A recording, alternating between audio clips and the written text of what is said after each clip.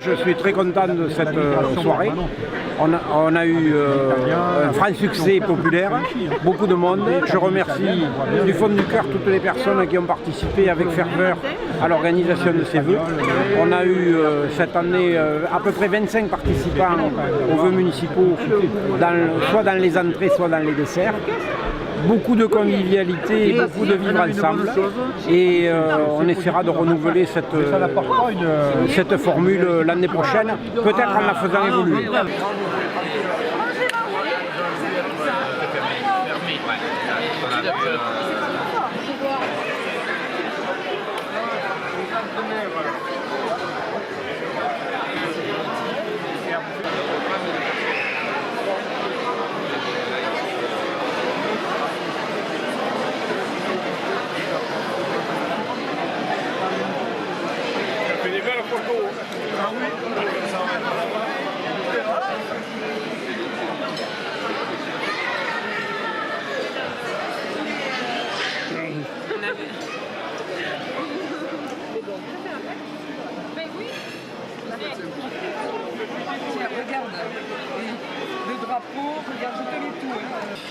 C'est un engagement qui est personnel mais aussi communal puisque ça fait partie du paysage Cocumontais et qui fait le bien vivre de Cocumont. Donc merci à ceux qui ont fait le concours et merci à ceux qui fleurissent mais qui ne peuvent pas faire le concours non plus parce qu'il n'est pas visible depuis la voie publique. Voilà, merci à tout le monde. Madame et Monsieur les conseillers départementaux, représentant Monsieur le Président du Conseil départemental, Monsieur le vice-président de Val-de-Garonne Agglomération, Mesdames et Messieurs les maires et les élus de Val-de-Garonne Agglomération, Monsieur le commandant de compagnie de gendarmerie de Marmande, Monsieur le commandant de la COP de Sainte-Bazeille et Monsieur le commandant de la brigade de Cocumont, la gendarmerie est bien représentée ce soir, on pourra faire une photo. On a les 3 niveaux de responsabilité de la gendarmerie sur le secteur. Monsieur le directeur de la cave du Marmandais, Madame la présidente du consulat des Côtes du Marmandais, Monsieur le président de l'ODG des Côtes du Marmandais, je vois que la cave est également bien représentée. Il n'y a pas de lien d'ailleurs entre les premiers et les seconds.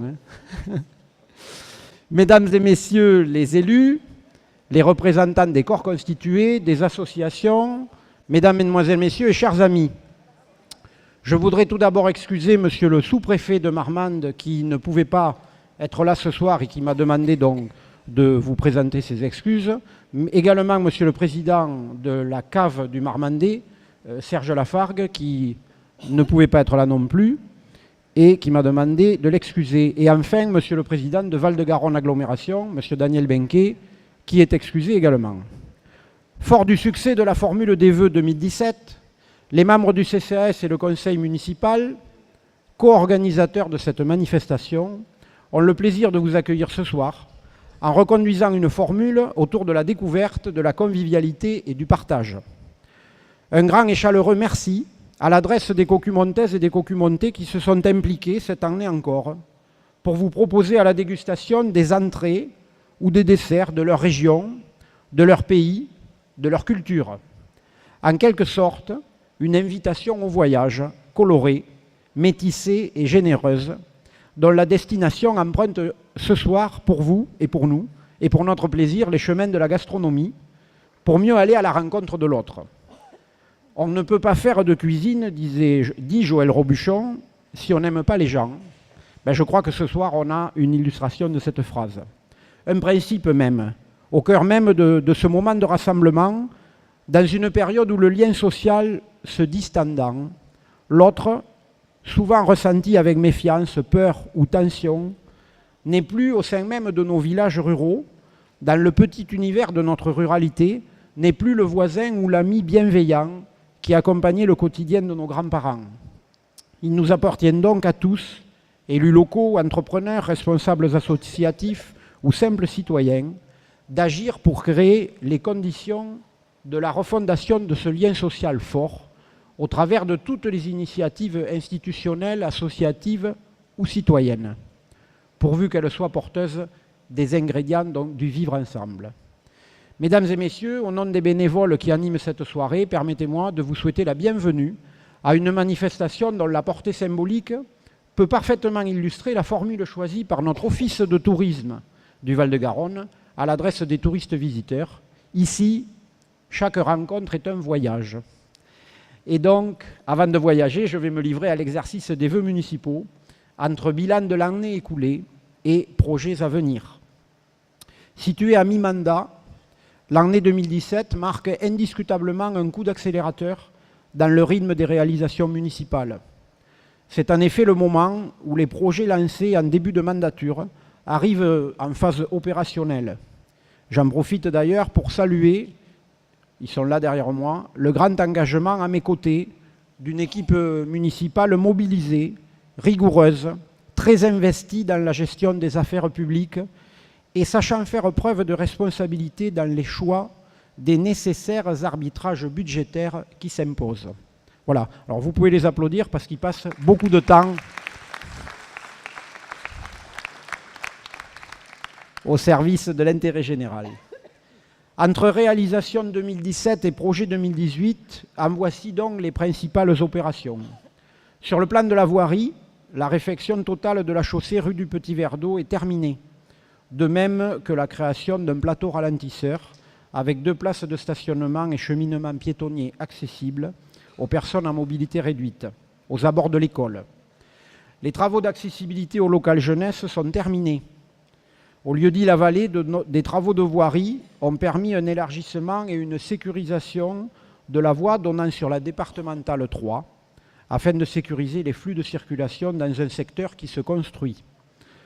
Une borne de recharge électrique publique a été installée place de l'église, donc pour les véhicules électriques qui ne manqueront pas demain de sillonner nos routes. Sur le plan de l'environnement et des économies d'énergie, et en lien avec Val-de-Garonne Agglomération et le syndicat départemental d'électricité, dont dans le cadre d'un appel à projet qualifié de territoire à énergie positive pour la croissance verte, notre commune pourrait bénéficier d'un subventionnement à 80% sur 53 000 € d'investissement en vue du renouvellement de la moitié des lampes de réverbère par des lampes dites à LED, donc beaucoup plus économes et qui permettraient de moduler l'intensité lumineuse de nos réverbères la nuit. Et ça ferait donc écho à une demande de quelques-uns d'entre vous qui se posent la question du pourquoi laisser l'éclairage public allumé toute la nuit alors que de minuit à 6 h du matin, il n'y a pas beaucoup de fréquentation dans les rues du village.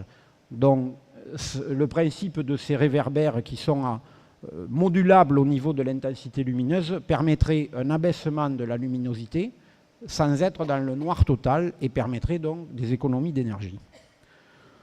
Toujours sur l'énergie, à la demande de la commune, Enedis programme de renforcer ses réseaux électriques par l'implantation de 6 nouveaux transformateurs sur le périmètre du bourg, avec enfouissement des lignes moyenne tension qui encadrent aujourd'hui le village de façon très peu gracieuse, on va dire, ce qui permettrait donc un embellissement et un renforcement du réseau électrique. Au point de vue du patrimoine, une deuxième tranche de 93 000 € TTC de travaux démarrera en mars prochain pour une durée d'environ 3 mois sur le bâtiment de la vieille église. Cette tranche sera financée par vos dons et par des subventions publiques. En tout, dès qu'elle sera terminée, ce seront environ 150 000 € de travaux TTC qui auront été réalisés sur cet édifice grâce aux 44 000 € de dons récoltés par le biais de l'opération de mécénat participatif Fou de patrimoine. Donc on est évidemment très très satisfait de cette opération puisque on a fait faire des petits, on dira, aux 44 000 € de dons récoltés en allant chercher des subventions publiques. Et donc on va réussir à faire 150 000 € de travaux sur le bâtiment de la vieille église en tout. Malheureusement, il en reste beaucoup plus à faire.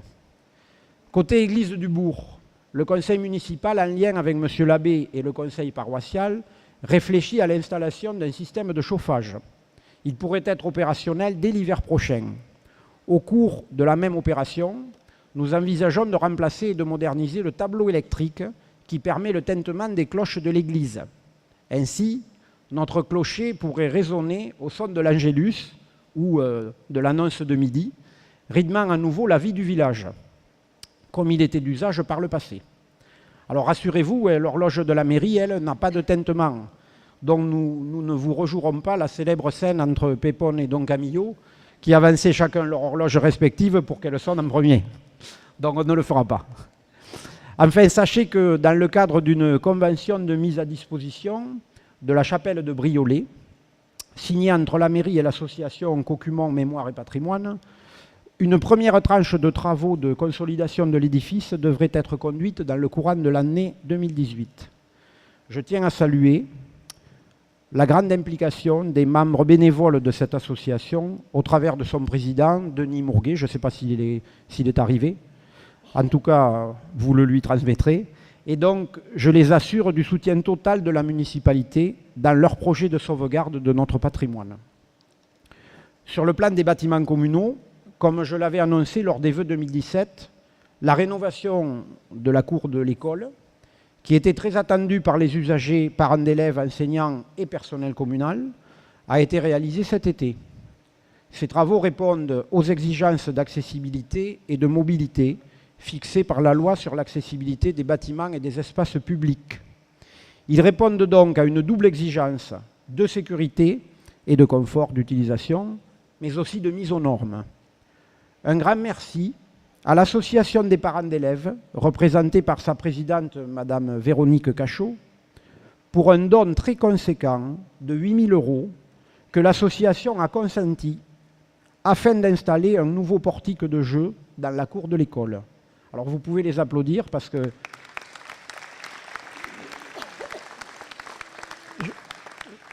cette association, quand même, est une association très originale. L'association des parents d'élèves de Cocumont, c'est elle qui gère la cantine municipale. C'est une exception culturelle dans le département. Il ne doit pas y en avoir 5 dans le département qui fonctionnent comme ça. Donc une association de parents d'élèves qui a pour mission de gérer tout au long de l'année la cantine municipale.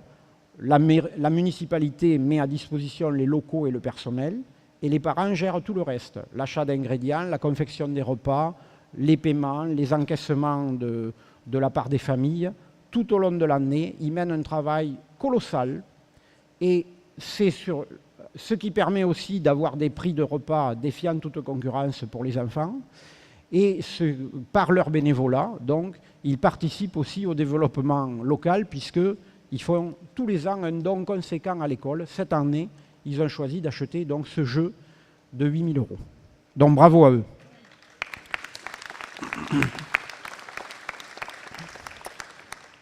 Un nouveau programme de sécurisation des entrées du groupe scolaire sera réalisé courant de l'été 2018, afin de répondre aux dernières préconisations de mise en sécurité pour ce genre d'établissement. Cette année, c'est la salle des fêtes qui fera l'objet d'un projet de remise aux normes et d'amélioration de l'espace intérieur. Ce n'est pas du luxe. Mais le projet a pris un peu de retard parce que nous avons mis du temps à mettre en place le cahier de consultation de la maîtrise d'œuvre. Ça y est, il est au point et la maîtrise d'œuvre doit être consultée dans les tout prochains jours. Donc nous tiendrons bien entendu les associations et les particuliers au courant de l'échéancier des travaux dès que celui-ci nous sera connu. Au niveau urbanisme, les travaux pour l'élaboration d'un nouveau PLU se poursuivent avec le cabinet Urbadoc et en lien avec 4 communes du territoire voisin que sont Meilhan-sur-Garonne, Samazan, Montpouillan et Marcellus. Donc ce nouveau document d'urbanisme fixera les orientations d'aménagement de la commune pour les 10 ans à venir, réduisant considérablement, comme la loi nous l'impose, les zones qui seront ouvertes demain à l'urbanisation. C'est un lourd travail porté par les élus, en lien avec les services de la DDT, mais aussi et surtout avec les services de Val-de-Garonne Agglomération et du SCOT. Donc j'en profite pour saluer, alors je ne sais pas si elle est arrivée, Émilie Darros, je ne sais pas si elle est là, elle devait venir, elle n'est peut-être pas arrivée encore. Émilie et sa collègue Stéphanie Rigaud, donc qui nous accompagnent pour la casquette de Val-de-Garonne Agglomération et du SCOT sur ce dossier, avec beaucoup de disponibilité et de compétences. Donc notre document d'urbanisme pourrait être achevé d'ici la fin de l'année 2018. Autre point en urbanisme, les travaux de la résidence de la rue de l'Aramon. Ils ont enfin démarré en septembre dernier. Ils dureront environ 1 an et livreront 10 logements sociaux. Alors, ce projet est pour notre commune un important projet qui va donner naissance à un quartier neuf qui viendra s'insérer au cœur du bourg par une esthétique soignée, une bonne accessibilité et une proximité immédiate avec les commerces, mais aussi des services, parmi lesquels la bibliothèque, tout proche, l'école ou encore la salle des fêtes. Je tiens à remercier le bailleur social Habitalis et particulièrement ses directeurs successifs, M. Jean-Pierre Gaillard et M. Bruno Guinandi aujourd'hui, pour l'excellent esprit collaboratif et la qualité générale du projet qu'ils ont su nous proposer. Parallèlement, les travaux on appelle ça de curetage, mais en fait c'est des démolitions et de l'assainissement, dans l'ancien immeuble Mourlane situé rue du Grapu, se sont terminés en octobre dernier. Du beau travail qui donne de la respiration à tout un secteur urbain qui était très vétuste et très dégradé, et du travail qui ouvre la voie à une réflexion sur de futurs aménagements. En tout cas, ces travaux, s'ils ont pu surprendre certains d'entre vous quant à leur finalité, et c'est normal, s'inscrivent, je peux vous le dire, entièrement dans une réflexion globale d'aménagement de bourg que la municipalité a engagée dès 2011 en s'appuyant sur des préconisations d'abord du CAUE, le Conseil départemental d'architecture et d'urbanisme, mais aussi sur une étude globale d'aménagement commandée à un cabinet d'architecture paysagère. Donc ce sont là des projets à long terme, phasés, en fonction des possibilités d'investissement de la commune, sectorisés aussi, mais sachez que le puzzle se construira patiemment, sur le long terme encore une fois, dans la perspective d'une meilleure structuration de notre centre-bourg. C'est pourquoi, tout récemment, la commune s'est inscrite dans un projet certes mesuré du point de vue de l'enveloppe budgétaire, environ 150 000 euros tout de même, 150 000 euros de travaux, mais bien réel, projet d'aménagement urbain concernant un espace allant de la place de l'église à la place des Vignerons. En partenariat avec le pays Val-de-Garonne, Guyenne-Gascogne, ce projet s'inscrit dans le programme européen LEADER et bénéficierait de fonds FEDER adossés à des subventions de la région et du conseil départemental. Si j'emploie le conditionnel pour terminer mon évocation, c'est parce qu'il faudra réussir l'examen de passage devant une commission de sélection prévue dans les tout prochains jours. Si notre projet était retenu, 2018 marquera le temps de l'étude de ce projet et de la définition du périmètre également, et 2019 devrait voir les travaux intervenir. Sur le plan de l'artisanat et du commerce, si en 2016 nous nous réjouissions d'avoir vu quelques créations de commerces et de jeunes entreprises, malheureusement en 2017 nous aurons constaté avec regret la baisse définitive du rideau du café-restaurant des Arts, véritable institution cocumontaise et que beaucoup d'entre vous, tous, nous avons fréquenté à un moment ou à un autre. Une issue que malheureusement connaissent trop souvent les commerces ou les services de nos bourgs-centres, mais également des centres-villes. Il n'y a pas que les bourgs-centres qui souffrent de ce genre de difficultés. Les centres-villes sont aussi très désertés par les commerces de proximité, face bien sûr à l'impitoyable concurrence des grandes enseignes commerciales de périphérie. Un constat qui appelle 2 remarques. La première, et ce n'est pas un scoop, c'est que nos modes de consommation ont radicalement changé ces 30 dernières années, provoquant une profonde mutation dans l'offre commerçante de nos villes et de nos villages.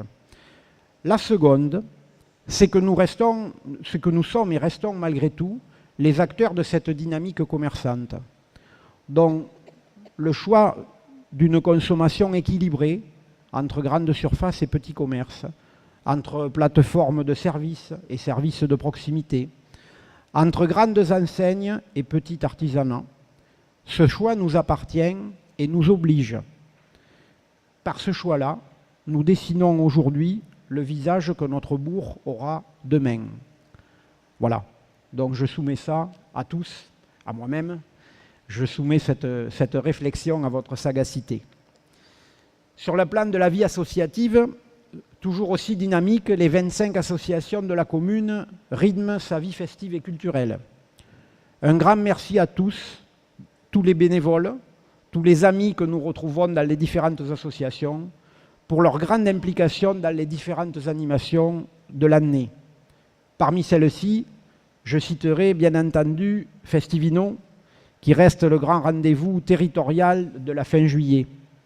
J'en profite d'ailleurs pour saluer Fabien Tarascon, président de l'ODG des Côtes du Marmandais, et Bernard Chérel, le directeur de la cave, pour l'excellent esprit collaboratif qu'ils font souffler sur cette manifestation et sur ces équipes de bénévoles.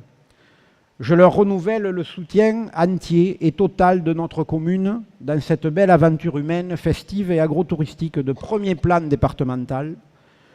Je leur renouvelle aussi tout l'attachement que nous portons à cette activité viticole dont la vitalité économique qu'elle donne au territoire, mais aussi pour la vitalité économique qu'elle donne au territoire, mais également pour la notoriété dont elle nous permet, commune de Caucumont, de profiter. Combien de fois, au travers de visites aux quatre coins de France et même au-delà, ai-je été gratifié d'un Caucumont? Ah mais je connais, il y a du bon vin là-bas. Et c'est vrai que notre petite commune, on disait autrefois Caucumont, petite commune au grand renom, mais je pense que la viticulture et notre appellation viticole y contribuent largement. Alors oui, je vous le dis avec enthousiasme, nous avons de la fierté à être les ambassadeurs de cette appellation et nous continuerons à vos côtés de la soutenir et de la faire prospérer. Autre rendez-vous incontournable, les rencontres burlesques. Là encore, une manifestation au travers de laquelle nous nous servons de notre nom pour nous faire un nom. Cette année, ce sont nos amis de Monteton qui accueilleront l'édition 2018, les 7 et 8 juillet prochains. Aussi, profitant de sa proximité, je vous invite à venir nombreux pour découvrir ce joyeux rassemblement en méditant cette phrase d'Alphonse Allais qui déclarait « Les gens qui ne rient pas ne sont pas des gens sérieux ». Le calendrier festif se poursuivra par les fêtes de Gouttes et de Caucumont, le Téléthon, les vides-greniers et toutes les manifestations culturelles organisées dans l'année, soirées théâtre, chorale ou musique. Deux autres événements d'importance marqueront l'année 2018. Bien entendu, le jumelage retour chez nos amis italiens de Sarmede, je m'entraîne pour le dire, prévu du 16 au 21 mai prochain, ainsi que la venue, alors cette année ça sera extraordinaire, puisque nous aurons le plaisir d'aller chez nos amis italiens, mais nous aurons le plaisir aussi d'accueillir nos amis alsaciens de Dessenheim, autre commune jumelle, donc pour le renouvellement du serment de jumelage dans le courant de l'été. Voilà, donc l'été va être chaud encore à Caucumont. Sur le plan du lien social et de la solidarité, il en sera encore question cette année avec la reconduction de la journée citoyenne au mois de mai prochain, comme nous l'avions lancé ce mois de mai qui vient de s'écouler, et probablement le samedi 12, mais vous en serez informés par le bulletin municipal, dont tant le succès de la première édition nous avait fait plaisir, nous reconduirons cette manifestation. Au niveau du personnel et de la vie communale, bienvenue à Alain, notre nouveau directeur d'école. Alors je ne sais pas où il est. Il est là. Voilà, bon, la plupart d'entre vous, vous le connaissez. Donc Alain qui est arrivé chez nous au mois de septembre, alors je lui souhaite, enfin, j'ai déjà eu l'occasion bien entendu de lui souhaiter la bienvenue. Il a en charge la classe de CM1, CM2 et il continuera la longue tradition des rondes du CEP puisque sa classe est inscrite cette année à la ronde du CEP départementale. Bienvenue à Mathilde et Audrey qui sont en CDD et qui complètent avec gentillesse et compétence l'équipe du personnel municipal. Quant à Frédéric, alors où est-il Frédéric? Il est là-bas, il se cache, dont vous avez eu l'occasion de le rencontrer maintes et maintes fois au secrétariat. Donc il est devenu au 1er juin dernier le capitaine de l'équipe administrative, ce qui a donné lieu à la mairie à quelques changements. Une zone d'accueil un peu plus conviviale, on va dire, des horaires réaménagés, permettant notamment une ouverture au public le samedi matin, le développement d'une plateforme de téléservice en lien avec Val-de-Garonne Agglomération, la mise en place du compte épargne-temps pour nos agents, pour tous nos agents de la collectivité, ainsi, alors ça c'est pas Frédéric, c'est Bernard et Gérard, mais qui ont travaillé d'arrache-pied, ainsi que la refonte totale du site internet de la commune, donc à mettre à l'actif de Bernard et de Gérard. Vous pouvez les applaudir, ils ont fait un énorme boulot pour remettre ce site internet au goût du jour.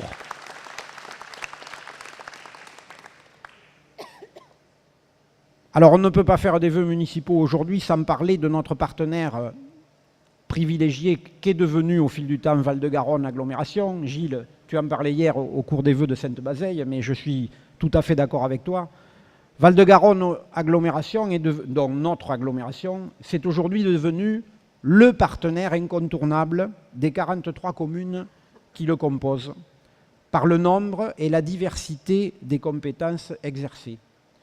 Une agglomération qui peut s'appuyer sur un personnel administratif compétent et disponible, à l'écoute des élus du territoire, et que je tiens particulièrement à remercier pour toutes ses qualités.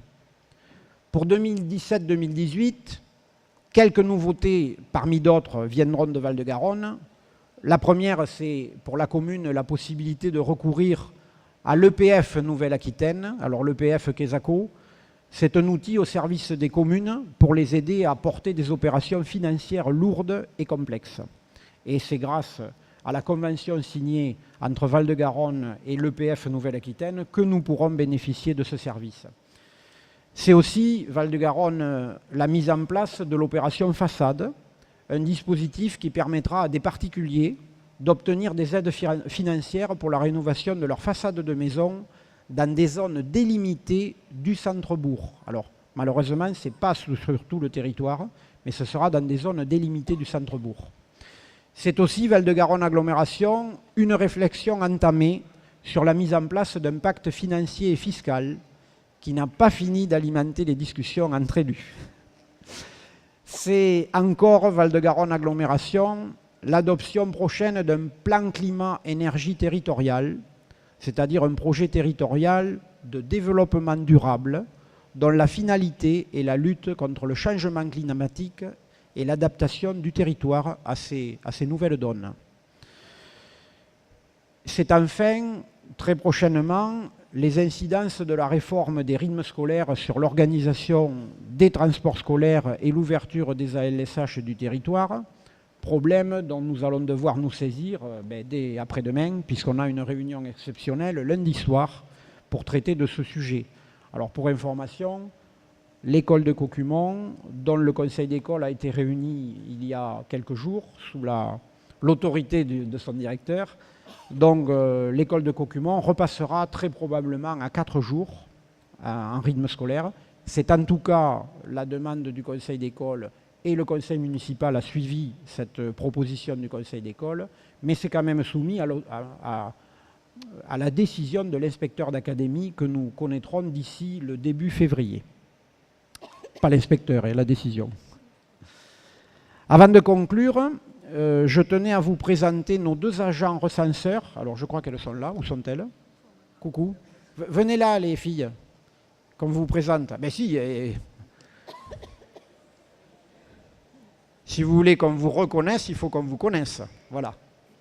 Donc, je vous présente donc nos 2 agents recenseurs, Marilyn Lamarque et Marie-Ange Rosier-Dupont, qui sont chargés donc de recenser la population. Elles ont déjà démarré entre le 18 janvier et le 17 février prochain, puisque notre commune fait partie cette année du lot des communes dont le recensement doit être fait.